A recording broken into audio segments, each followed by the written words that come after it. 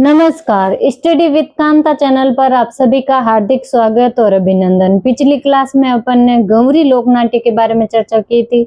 राजस्थान के लोक नाट्यों में गंवरी लोक नाट्य, इसके अलावा ख्याल लोक नाट्य पर चर्चा कर ली थी और इसके अलावा अपन ने रमत के अलावा तमाशा लोक नाट्य और हिल्ला ख्याल के बारे में चर्चा कर ली थी। बाकी बचे लोक नाट्यों के बारे में आज करेंगे चर्चा और आज अपन इस टॉपिक को कंप्लीट करने की पूरी कोशिश करेंगे। ठीक है, तो सबसे पहले चलते हैं भवई लोकनाट्य। भवई लोकनाट्य जो कि भवई समुदाय के द्वारा किया जाता है। राजस्थान में कहाँ पे किया जाता है पूछे तो उदयपुर संभाग में।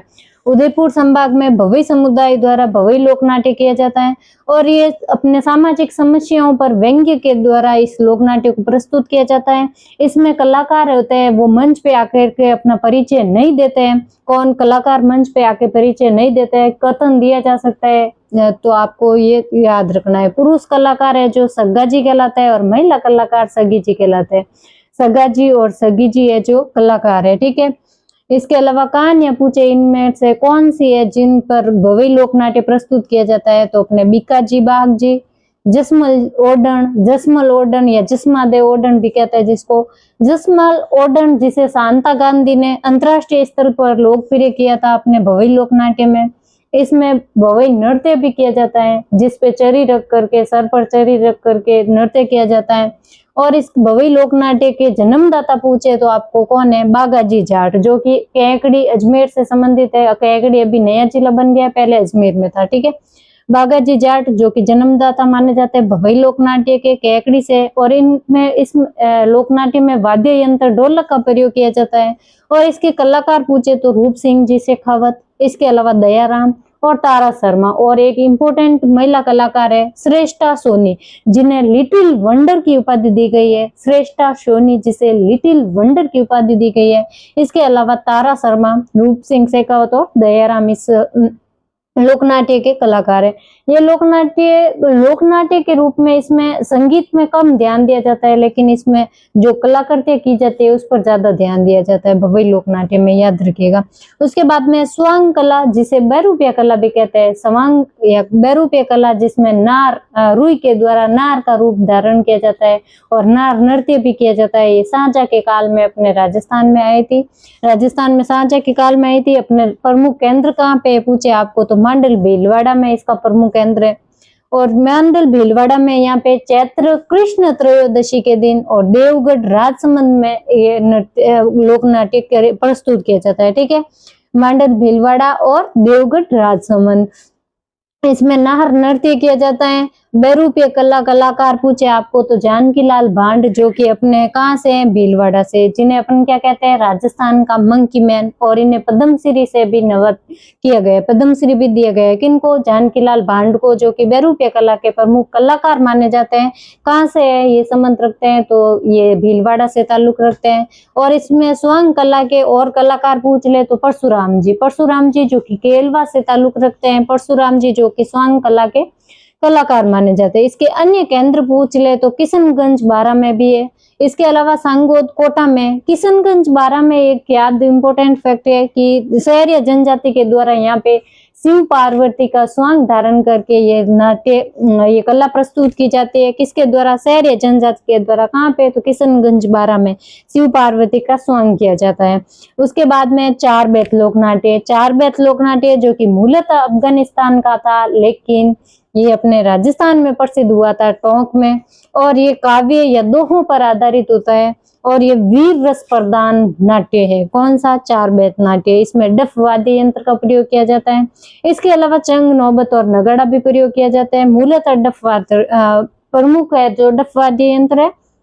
इसके अलावा चंग, नौबत और नगाड़ा भी प्रयोग करते हैं। ये जब टोंक का नवाब था, नवाब फैजुल्ला खां, कौन था, नवाब फैजुल्ला खां, उस समय टोंक में सर्वाधिक लोकप्रिय हुआ था, जबकि मूलतः अपने अफगानिस्तान का। इसमें ये चार बेत लोकनाट्य है जो पहले तो पश्तो भाषा में किया जाता था, पश्तो भाषा। ठीक है, उसके बाद में करीम खां और अब्दुल निहंग के द्वारा इसको स्थानीय भाषा में लाया गया। तब से ये प्रसिद्ध हुआ था। करीम खां और अब्दुल निहंग के द्वारा स्थानीय भाषा में प्रस्तुत किया जाने लगा। उसके बाद में नौटंकी लोक नाट्य। नौटंकी लोक नाट्य, इसको नौटंकी क्यों कहते हैं?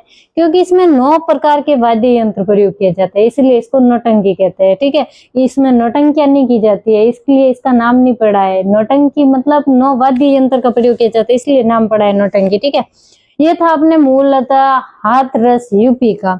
ठीक है, राजस्थान में पूछे तो राजस्थान में, ये पूर्वी राजस्थान में, या पूर्वी राजस्थान में कहाँ पे? तो करौली, भरतपुर, इसके अलावा सवाई माधोपुर में देखने को मिलता है अपन को। करौली, धौलपुर, भरतपुर, सवाई माधोपुर में 9 वाद्य यंत्र प्रयोग किए जाते हैं, इसीलिए इसको नौटंकी कहते हैं। और भूरीलाल जी है जो हाथरस से राजस्थान लेके आए थे। आपको पूछे कि नौटंकी कला को अपने राजस्थान कौन लेके आए थे? तो हाथरस से लेके आए थे भूरीलाल जी। ठीक है, और इन्हीं को राजस्थान में प्रवर्तक माना जाता है। नौटंकी लोक नाट्य का प्रवर्तक किसको माना जाता है? तो भूरीलाल जी को। इसके अलावा गिरि प्रसाद जी भी इसके प्रमुख कलाकार रहे हैं, जो कि कामा डीग से संबंधित है। कामा भरतपुर से थे, लेकिन अभी डीग नया जिला बन गया है, तो कामा है जो डीग में है। और प्रसिद्ध खिलाड़ी माने जाते हैं कौन? गिरि प्रसाद जी। ठीक है, उसके बाद में कठपुतली लोक नाट्य। कठपुतली कहाँ की प्रसिद्ध है पूछे आपको? तो कठपुतली है अपने उदयपुर की, जबकि कोटपुतली पूछ ले तो जयपुर में। कंफ्यूज नहीं होना है कठपुतली और कोटपुतली में। ठीक है, कठपुतली तो है अपने उदयपुर की, और कोटपुतली है जो जयपुर की। कठपुतली है जो किसकी बनी होती है पूछे आपको? तो अरडू की लकड़ी से, अरडू लकड़ी से अपने बनी होती है कठपुतली। ठीक है, उदयपुर में है अपने भारतीय लोक कला मंडल द्वारा इसका संरक्षण दिया जाता है। कहाँ पे है भारतीय लोक कला मंडल पूछे आपको? तो उदयपुर में। और इसके संस्थापक, कठपुतली कला के संस्थापक है श्री देवीलाल जी सांबर। श्री देवीलाल जी सांबर है जो कठपुतली लोक नाट्य के संस्थापक माने जाते हैं। और इसमें कौन कौन से लोक नाट्य के विषय कौन कौन से पूछे आपको? तो पृथ्वीराज सहयोगिता की कठपुतली, इसमें अमर सिंह राठौड़ की कठपुतली, सिंहासन बत्तीसी आदि कठपुतलियां दर्शाई जाती हैं। पृथ्वीराज सहयोगिता की कठपुतली, अमर सिंह राठौड़ की कठपुतली और सिंहासन बत्तीसी। इसके अलावा लीलाएं लोक नाट्य, लीलाएं जिन्हें अपन रामलीला, रास लीला, इसके अलावा सनकादियों की लीलाएं, इसके अलावा अपन पढ़ेंगे गौर लीलाएं। सबसे पहले रामलीला। रामलीला जिसके प्रवर्तक पूछे तो तुलसीदास जी, जिन्होंने अपने रामायण भी लिखी थी। तुलसीदास जी रामलीला प्रवर्तक। और इसके केंद्र कहाँ पे है? तो बिसऊ। बिसऊ कहाँ पे है? तो झुंझुनू में बिसऊ, जहाँ पे मूक रामलीला की जाती है। कहाँ पे? मूक रामलीला कहाँ की प्रसिद्ध है? तो बिसऊ झुंझुनू की प्रसिद्ध है। पूछा गया है और भी पूछा जाता है, इंपॉर्टेंट है, याद रखिएगा। इसके अलावा अटरूबाड़ा। अटरूबाड़ा को क्यों याद रखना है? कि यहाँ पे है ना, कब? दशहरा के दिन धनुष से रावण का वध करके जो धनुष तोड़ा जाता है, इसलिए यहाँ पे ये रामलीला में क्या दर्शाया जाता है? राम के द्वारा धनुष तोड़ना और दशहरे के दिन रावण का वध करना दर्शाया जाता है। इसमें रामलीला में अटरूबाड़ा में है। ठीक है, उसके अलावा वेंकटेश भरतपुर में भी रामलीला प्रसिद्ध है। कहाँ पे? वेंकटेश भरतपुर। इसके अलावा पाटुंदा कोटा में भी और शेखावटी क्षेत्र भी प्रसिद्ध रहा है अपने रामलीला के लिए। इसके अलावा कृष्ण लीला या रास लीला। रास लीला में क्या होता है? भगवान कृष्ण की जीवनियों पर आधारित नाटक प्रस्तुत किए जाते हैं। किसमें? रास लीला में। इसके प्रवर्तक पूछे तो वल्लभाचार्य जी को माना जाता है रास लीला के प्रवर्तक। और इसके पूछ ले प्रमुख केंद्र कहाँ पे है? तो डीग में कौन सा क्षेत्र है? तो कामा। कामा जो कि पहले भरतपुर में था, अभी डीग जिला बन गया है, तो अपने हो जाएगा डीग में। ठीक है, तो डीग कामा है जो डीग है प्रमुख केंद्र। और इसके अलावा फुलेरा और गुडा जो कि जयपुर में है, फुलेरा और गुडा जयपुर भी इसके रास लीला के प्रमुख केंद्र है। ठीक है, फुलेरा का प्रसिद्ध है अपने शिवलाल कुमावत, जो कि प्रसिद्ध कलाकार रहे हैं रास लीला के। शिवलाल कुमावत कहाँ के? फुलेरा जयपुर के। ठीक है, उसके बाद में सनकादियों की लीलाएं। सनकादियों की लीलाओं में क्या होता है? ये प्रारंभ हुई थी अपने मेवाड़ से। सनकादियों की लीलाएं मेवाड़ से प्रारंभ होती है। और इसका केंद्र पूछ ले तो अश्विन माह में तो होता है अपने गोसुंडा, जो कि चित्तौड़गढ़ में।